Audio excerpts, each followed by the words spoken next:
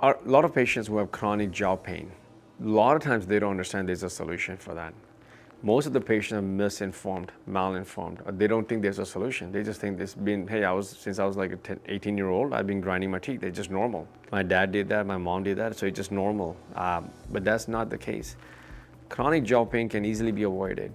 Routine examination when they come to our practice, we always do TMJ consult. We always do TMJ examination to tell the patient basic, simple thing. Do you have any popping sounds, any sensitive teeth, any sort of jaw pain? That's the most important question. Yes, every now and then I have jaw pain. A lot of the solutions are very simple, such as reducing the caffeine intake. Too often patients have caffeine after a certain point in the day. They are grinding their teeth at night. In the patterns of the sleep is off. So we usually tell the patient that we do a lot of the sleep studies here.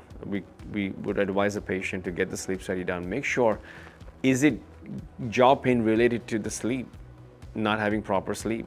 And too often patients, once they know if it's causing by the lack of having a proper sleep and you get a proper sleep, that jaw pain can slowly, gradually go away.